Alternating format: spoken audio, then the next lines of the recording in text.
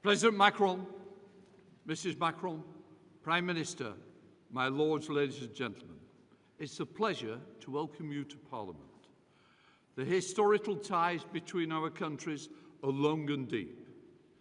Indeed, they are embedded in the language we use here in both houses. To start with, the word for our assembly, a parliament. Every day I work with a document called the dossier.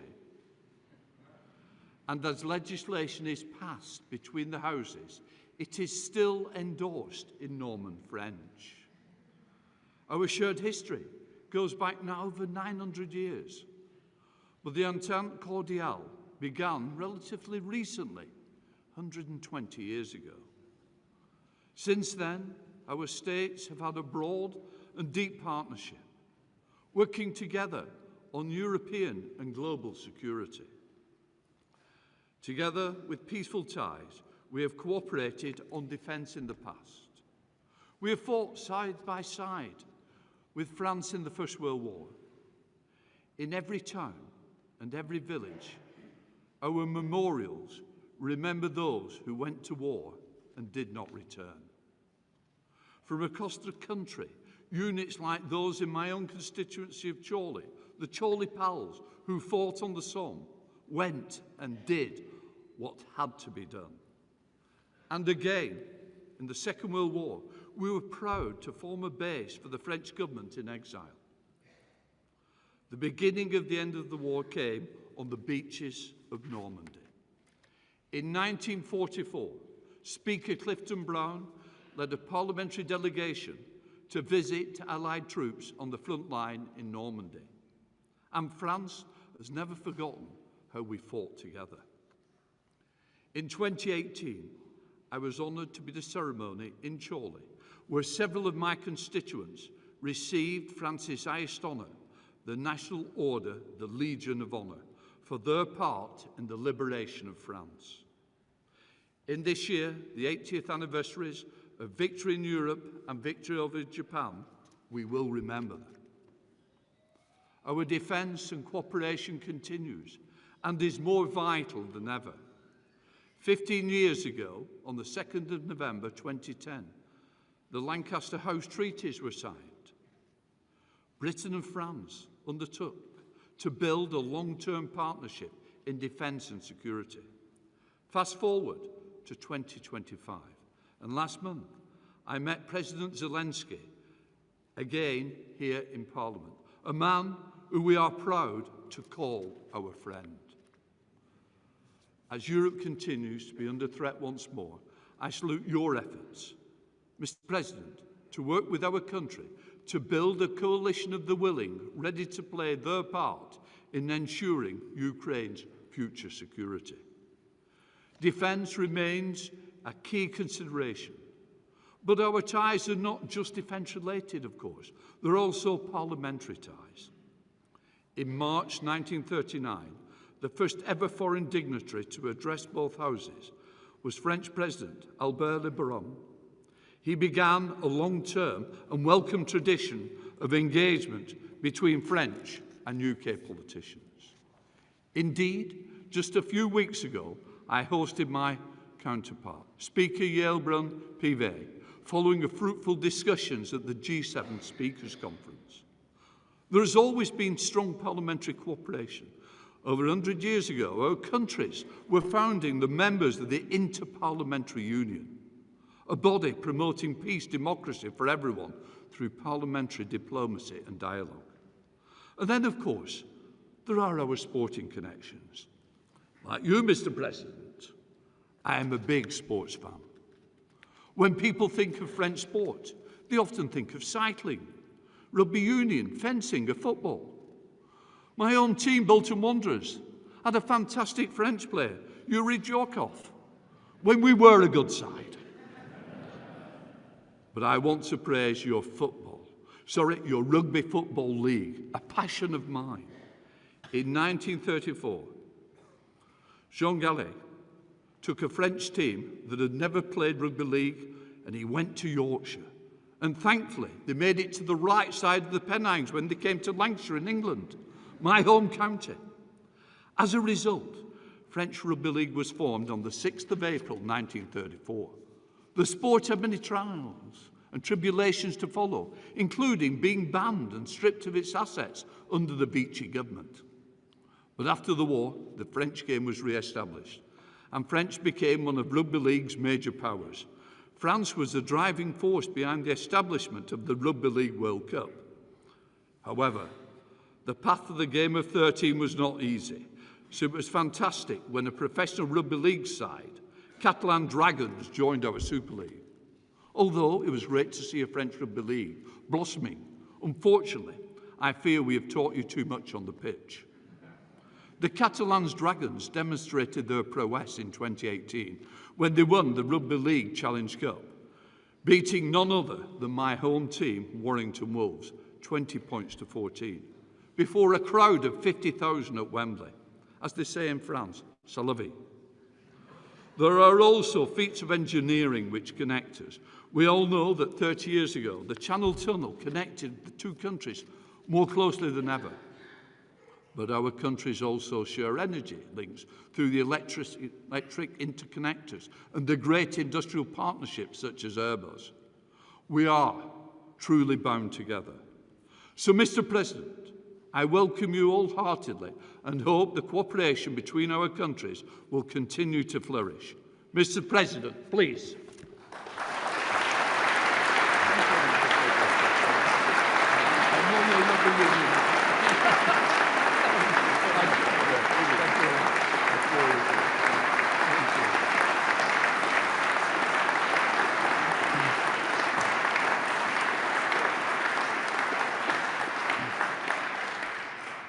Mr. Prime Minister, Madam, Honourable Ministers, Mr. Speaker, Lord Speaker, Honourable Members of Parliament, members of the House of Lords, ladies and gentlemen. I would like to thank you, Speaker, for your kind words and greatly appreciate everyone's warm welcome. On behalf of my wife Bridget and myself and my whole delegation, thank you very much for that.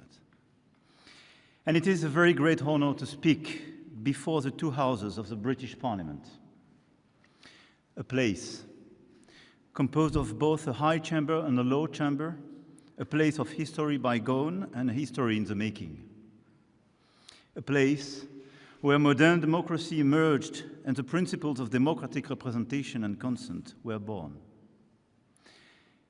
In making its own rules, your great people has inspired among the rest of the world, and in particular my compatriots, who regard you with respect, with more than a bit of admiration.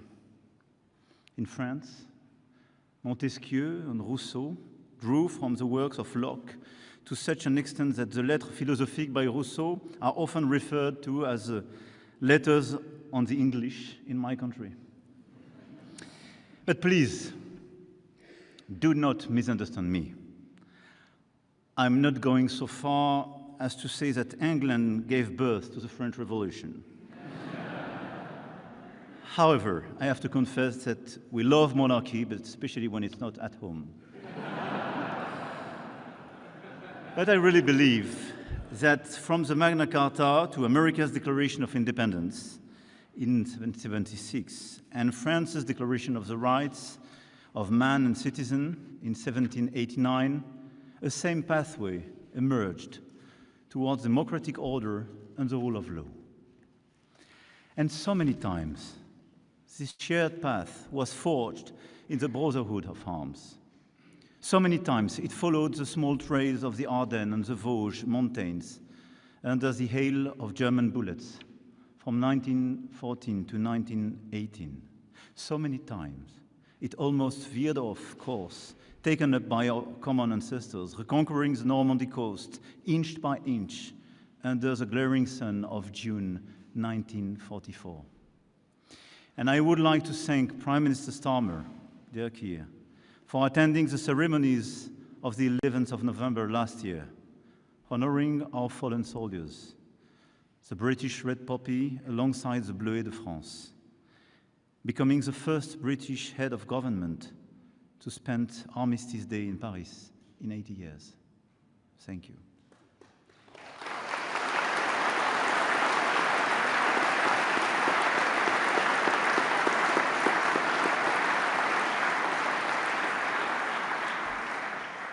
The French people shall never forget the sacrifices British people made to protect Europe and the world during the two world wars, and to uphold with fierce determination the promise of our entente cordiale. We shall never forget the support of the asylum your forefathers gave to the Free French forces in the fight against the barbarism of the Nazis. Sir Winston Churchill was one of the visionaries who had the foresight to help forge a strong transatlantic alliance and to come up with a peaceful European order in which he deeply believed.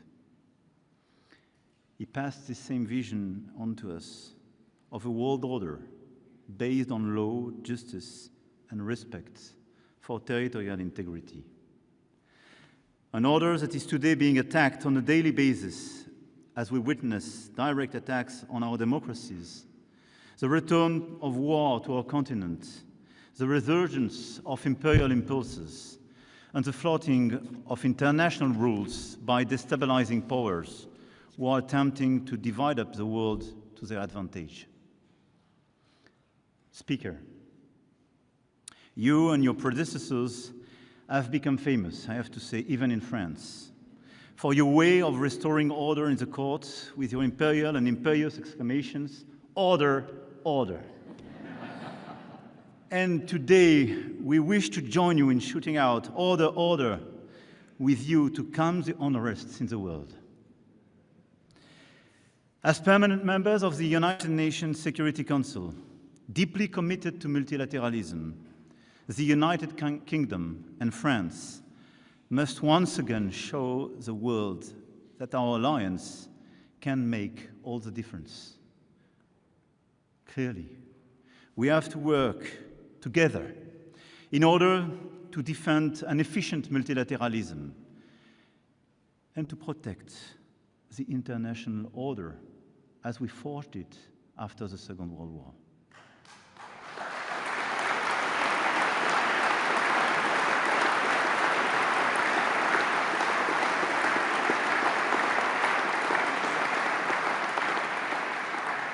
And first, in supporting Ukraine, which has been illegally attacked, by both rallying the support of Europeans and coordinating with the Americans to create the necessary conditions for a robust and solid, lasting peace.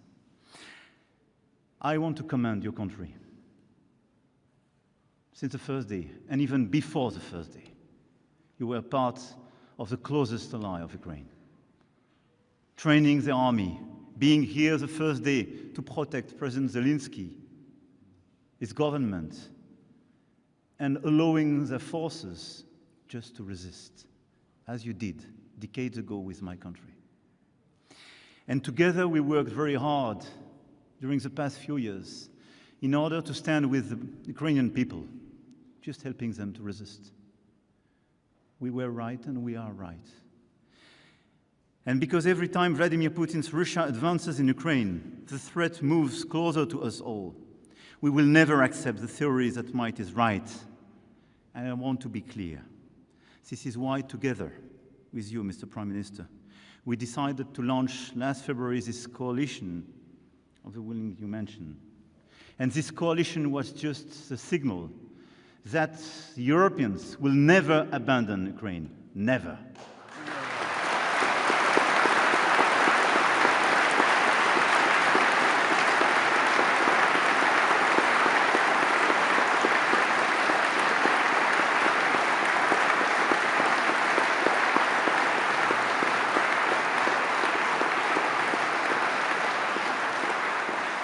And whatever the decisions could be elsewhere, we will fight till the very last minute in order to get the ceasefire, in order to start the negotiations to build this robust and sustainable peace. Because this is our security and our principles together which are at stake in Ukraine. This is the possibility of a Europe in peace. Our generation did enjoy during the past decade which is at stake in Ukraine, nothing less. And together, we will follow up these efforts. We have also stood together in calling for the cessation of hostilities and path to peace in the Middle East, since the spiral of violence began after the terrorist attacks by Hamas on the 7th of October 2023. Together, we call for the release of all hostages. Together, we've called for a ceasefire in Gaza. It is a matter of absolute urgency to end the suffering of the hostages and of the Gazans. A war without end and without a strategic objective poses a huge threat to the region and our collective security. Today, a dehumanization is occurring there that can never be justified. Together, we are aware that a political way out is crucial, and I believe in the future of the two-state solution as a basis for regional security architecture, which will enable Israel to live in peace and security alongside its neighbors. But I want to be clear. Calling today for a ceasefire in Gaza without any condition is just telling to the rest of the world that for us as Europeans, there is no double standard.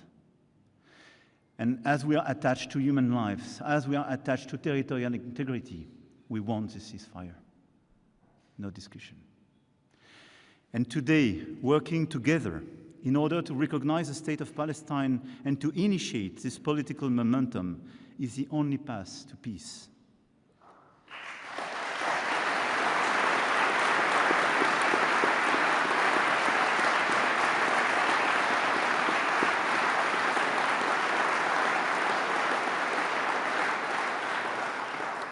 Because since Oslo in 1993, with Gaza in ruin and West Bank being on a daily basis attacked, the perspective of a Palestinian state has never been put at risk as it is.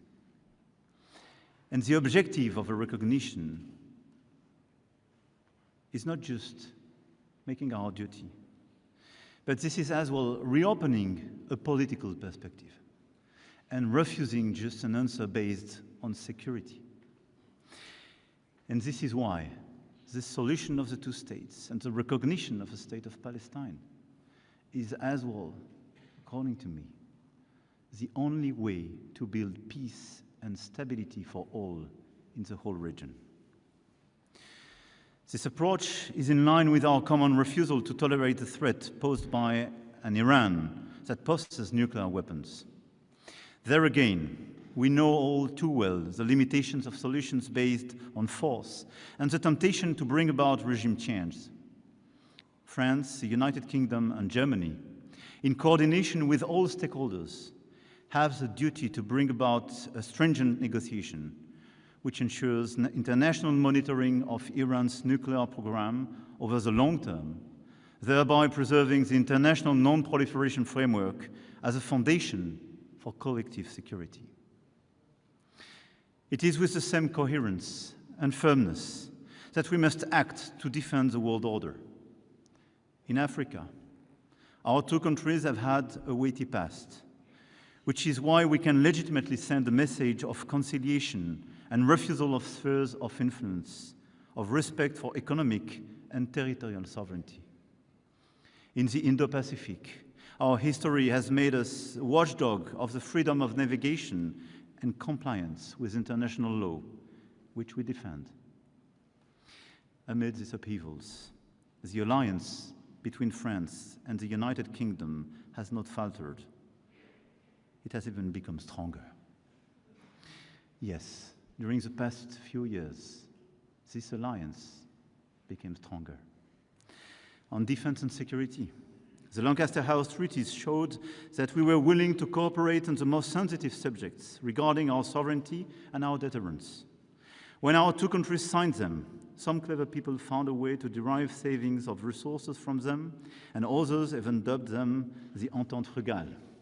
Yet, they have successfully provided structure for defense cooperation between our two countries for the past 15 years. At this bilateral summit, we will enter a new stage that will scale up this cooperation. And our two countries, the only European nuclear weapon states, the leading armed forces of the continent, together accounting for 40% of European military budgets, vow to fully shoulder the responsibility when it comes to European security. And we are faced with new threats, with aggressive nuclear powers, with sometimes hesitating alliances, and the return of major conflict on our continent. This is why, in today's our summit is so important, and the announcement we prepared so historical. The capabilities identified 15 years ago at Lancaster House must be increased dramatically in proportion to the threat. Our industrial cooperation must also move to the next level, and our relation to Europe must change, even in the core of sovereignty. There is an expectation in Europe that, faced with revisionist neighbors, our two countries have a special responsibility for the security of the continent. And it is time to articulate it. And to paraphrase Pete's famous phrase, to make sure that not only our two countries will save themselves by their own exertions, but also that we will save Europe by our example and our solidarity. But we will return to this in more detail at the summit on Thursday, but very clearly, taking the commitment to go to the 3.5% on defense in the years to come. It's not just piling money, but increasing our cooperation altogether, reducing our dependencies, and building a strong European pillar in NATO. We have to work together to cooperate as we did a few years ago in Sahel, shoulder to shoulder. We have to cooperate in order to build new common programs, to increase the cooperation of our industries, and to make a more independent and stronger Europe of defense. Second, on climate and biodiversity. Together we commit to the planet in the face of the new league of international reactionaries who deny science and facts. We also defend with one voice the implementation of our climate ambitions towards carbon neutrality, phasing out fossil fuels and protecting forests, which will be core issues of the upcoming COP30 in Belém. We are also acting together to achieve the ratification of the BBNG Treaty on the protection of oceans, mobilizing the private sector, reforming the official development assistance system in line with the Paris Pact for Peoples and Planet, where we work together. And we worked very actively and still work together on biodiversity and biodiversity credits.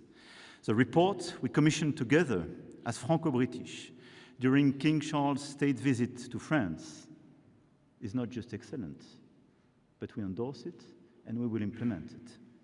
We will now continue to work together and implement this work. Third, on migration. And I have the feeling to be weighted on this issue as well in your country. Indeed, in this unstable world, hope for a better life elsewhere is legitimate, but we cannot allow our country's rules for taking in people to be flouted and criminal networks to cynically exploit the hopes of so many individuals with so little respect for human life. France and the United Kingdom have a shared responsibility to address irregular migration with humanity, solidarity, and firmness.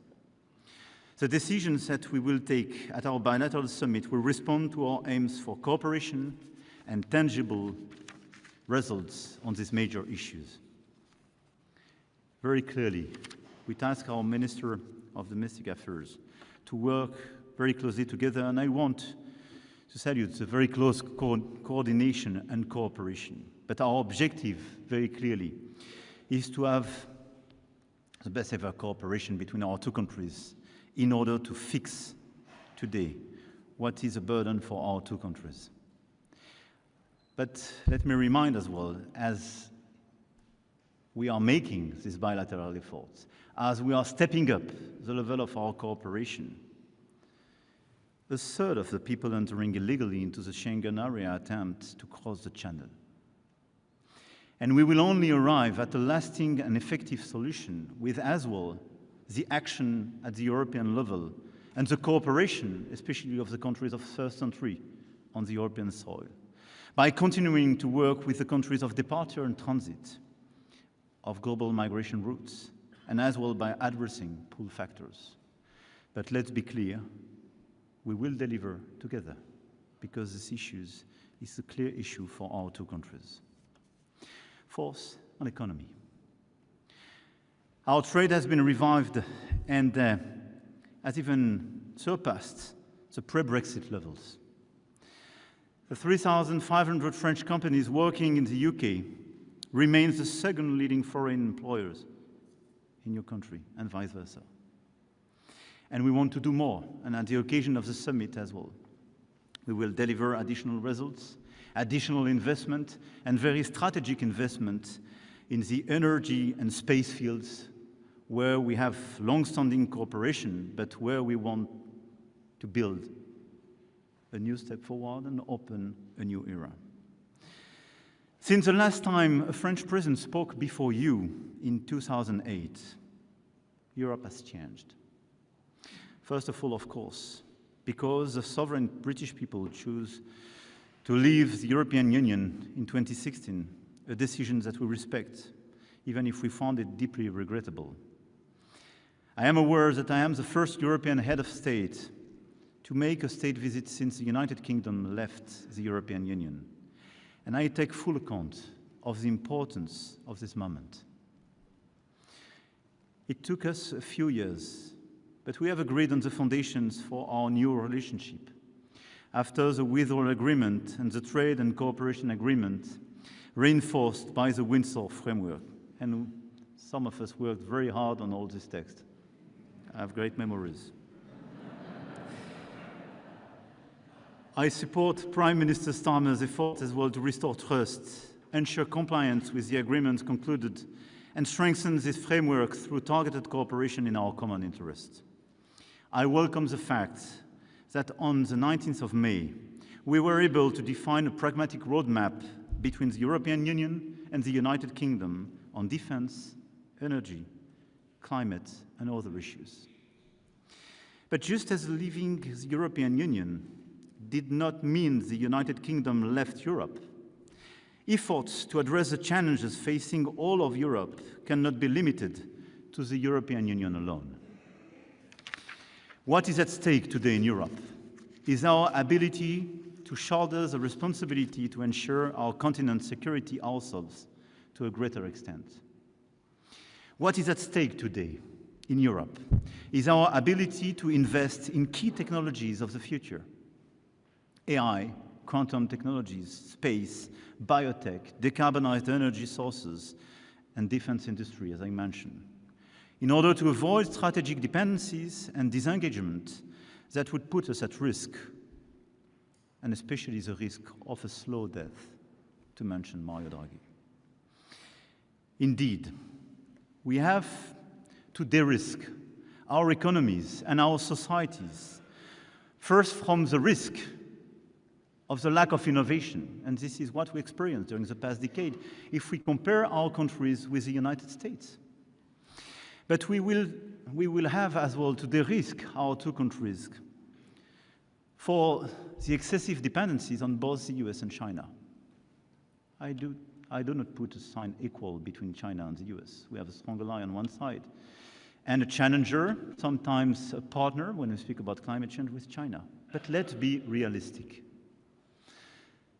If the Europeans, if the United Kingdom and France do not work together in order to build solid value chain, in order to reduce our dependencies on these critical areas I mentioned, if we still depend on both China and the US, I think we have a clear view of our future and the future of our children. On one side, overcapacities and over-subsidies are clear threats of a fair trade, and they are destabilizing a lot of value chain and creating new dependencies. On the other side, the trade war is clearly an explicit decision not to be compliant anymore with WTO and this do commerce we loved till now. we have no other choice if we want to be lucid, if we want to build a sustainable future for all children, to de-risk our economies and our societies from these dual dependencies. We want an open world. We want to cooperate, but not to depend. And each time we depend, each time we are not able to stand up and decide and agree to disagree, this is the beginning of our problem. We are in this situation.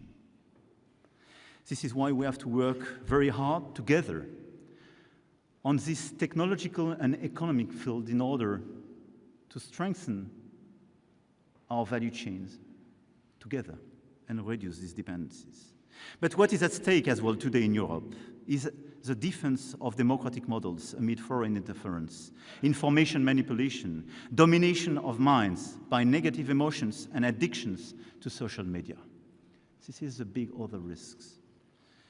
It is the same challenge we are facing when it comes to digital age, restriction online, and protecting our children from social media and screens, an issue brutally brought to the light 3 months ago by the British series Adolescents.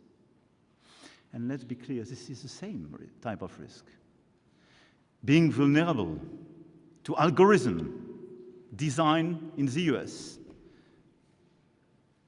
being vulnerable to algorithm designed in China, with social networks not even allowed to the Chinese teenagers. This is being vulnerable to the interferences and misinformation coming from Russia and other places. The strength of our democracies depend on our capacity to create new regulations in order to better protect our children and our democracies and our democratic debate, the relationship with science and truth.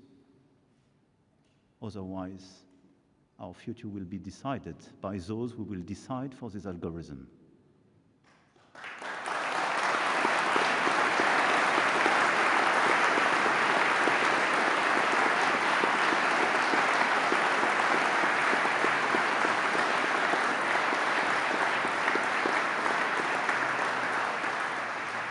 Our two countries are among the oldest sovereign nations in Europe. And sovereignty means a lot to both of us. And everything I referred to was about sovereignty. Deciding for ourselves, choosing our technologies, our economy, deciding our diplomacy, and deciding the content we want to share, and the ideas we want to share, and the controversies we want to share. Even though it is not part of the European Union, the United Kingdom cannot stay on the sidelines, because defense and security, competitiveness, democracy, the very core of our identity, are connected across Europe as a continent. And you understand me, the point is not to diverge, and to move forward side by side on these strategic choices we are facing to avert the risk of effacement, division, weakness. A certain idea of Europe, so dear to George Steiner, must continue to connect us today. And it is also the meaning behind the European political community, which has shown its ability to bring together the European family across the continent of Europe to address the issues of stability, security, and cooperation between states in concrete terms. And the United Kingdom is playing a full role, as it demonstrated a year ago at Blenheim Summit. I believe that our two countries will continue to be drivers of change, drivers of this wider Europe and this meaningful convergence. We must be able to count on our economic, academic, research, and cultural relations to together tackle these sovereign-related challenges. And I welcome the number of partnerships agreements that our universities, museums, research institutions will sign in the margins of this visit. They will participate in our respective agenda to reindustrialization and strategic independence in key sectors, from artificial intelligence to culture. Our two countries are leaders in Europe when we refer to artificial intelligence, but the competition of the US and China is fierce, And Europe, on this point as well, needs to step up its investments. This is why we have to work as well together. As the Channel Tunnel is celebrating its 30th anniversary this year, let's make a wish here today. Let's not allow the channel to grow wider. Although there are 300,000 French people living in the United Kingdom and 150,000 British people living in France, there has been a decrease in movement in recent years when it comes to school, university, professional and researcher exchanges. And today there is a risk that our societies are growing apart, that our young people do not know each other as well and may end up strangers at a time when international current events remind us on a daily basis of our common future. Let's fix it. Let's work together in order to facilitate the exchange of students, researchers, intellectuals, artists. This is so important. Let's allow our children to have the same opportunities as the one we had.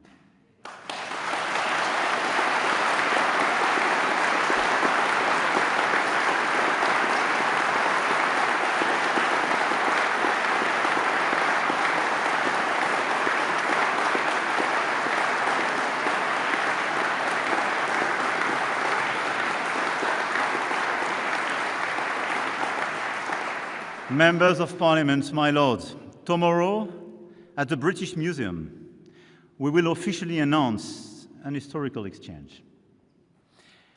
In the run-up to the 1000th anniversary of the birth of William the Conqueror, France will loan the United Kingdom the Bayeux Tapestry.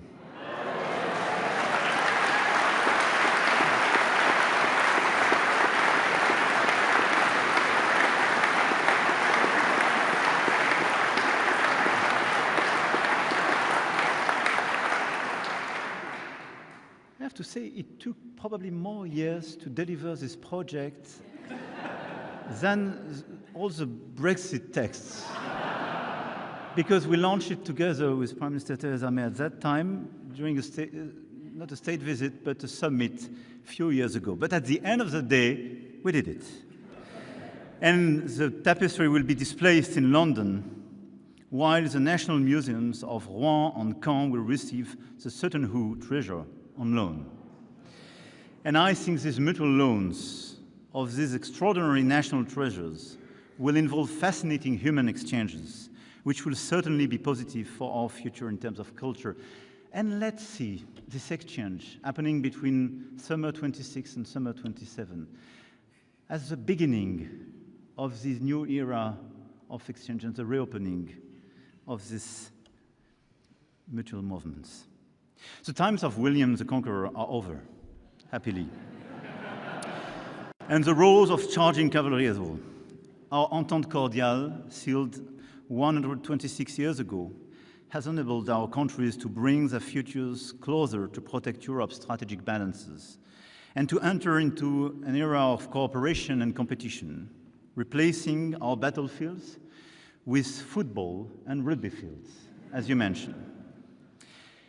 At the invitation of His Majesty, King Charles III, whom I should like to thank for his hospitality and his long-standing, very special relationship with my country, I came here today to renew the French people's message of friendship and fraternity.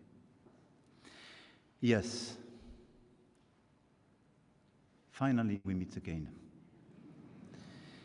And let's be sure that we will meet again for years and decades. Because we are linked by our geography, by our past, but we are linked by our common future.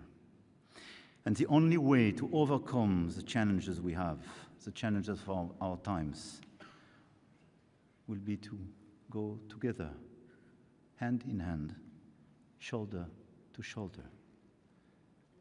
This is our common destiny. Long live our France-United Kingdom friendship. Long live the United Kingdom. Long live France.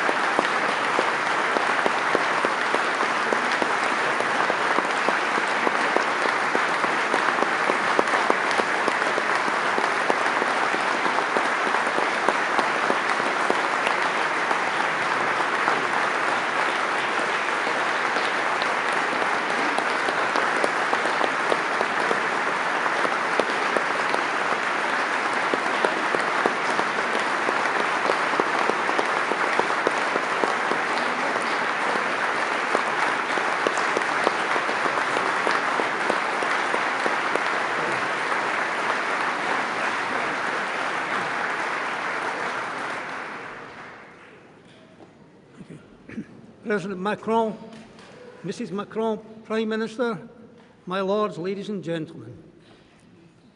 D'abord, Monsieur le Président, merci.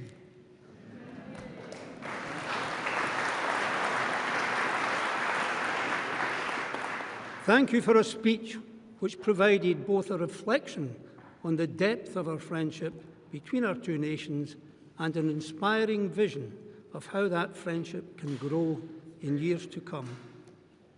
You are the 8th President of the French Republic to address both Houses of Parliament here in Westminster, a record which is matched by no other country, which stands as a testament to the strength, stability and closeness of the bonds which join us. Your presence here follows a state visit to France of His Majesty the King, when he told the Senate in Paris that the United Kingdom will always be one of your country's closest allies and best friends, and a statement I wholeheartedly endorse. Mr. President, the lives of our two nations are entwined in innumerable ways. We have deep links through trade, through science, through education, through art, and through, as you say, the huge numbers of our people who visit and live in each other's countries.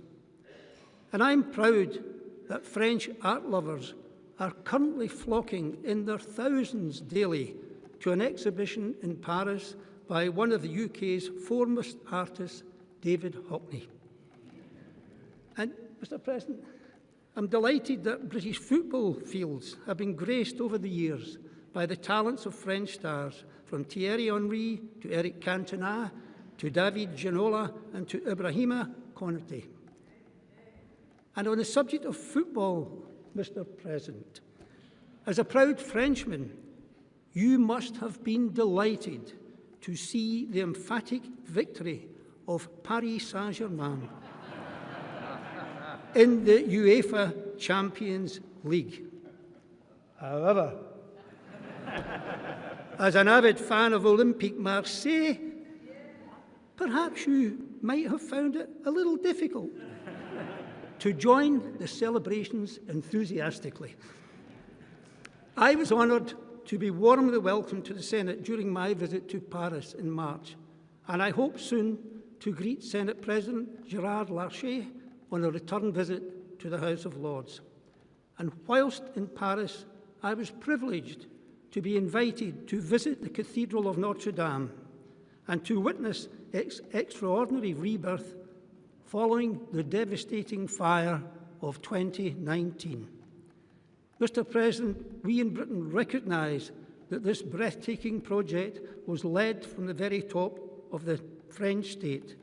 Craftspeople of the highest talent, combining modern techniques with traditional skills on a grand scale, delivering on a vision and timetable set by you personally, Mr. President. We in this audience salute your achievement.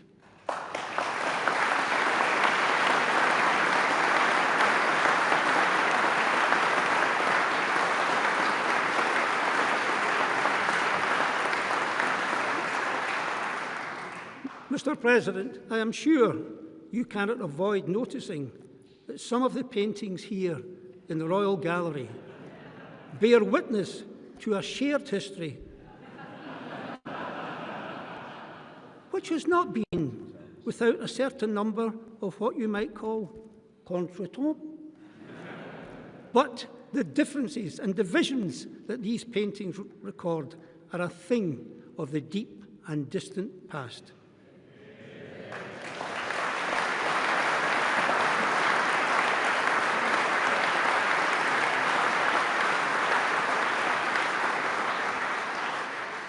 The Entente Cordiale, struck in 1904, has been the bedrock of an alliance which has only grown deeper and stronger over the past 120 years.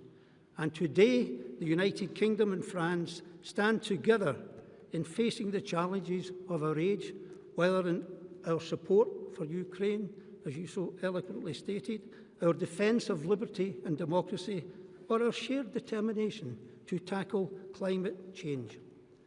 When President Charles de Gaulle addressed both Houses of Parliament in Westminster in 1960, he declared that France feels itself shoulder to shoulder with Britain.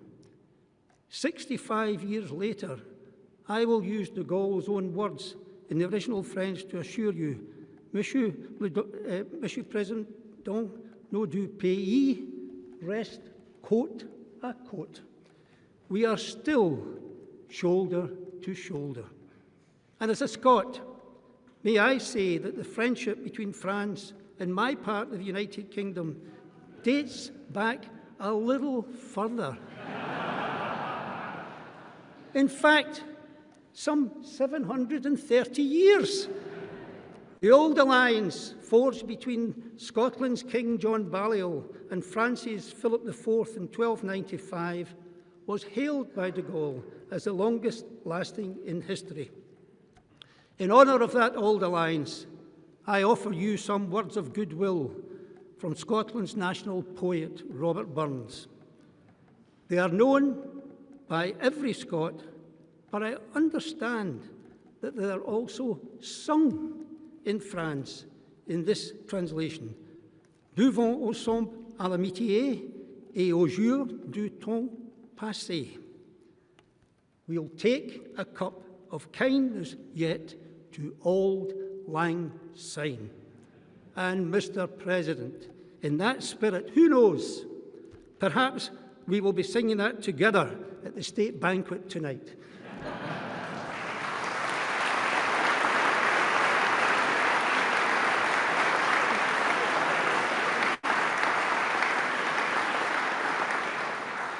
And as a proud Scot, I am sure that our old alliance will continue to flourish. And as a member of the UK Parliament, I am confident that our close friendship will endure and grow.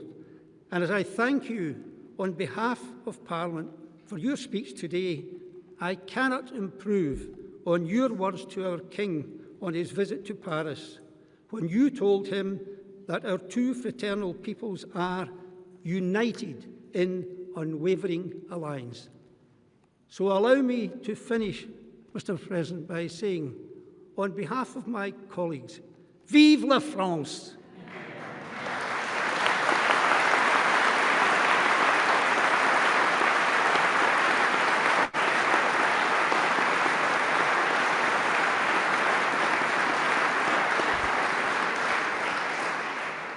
I ain't finished yet.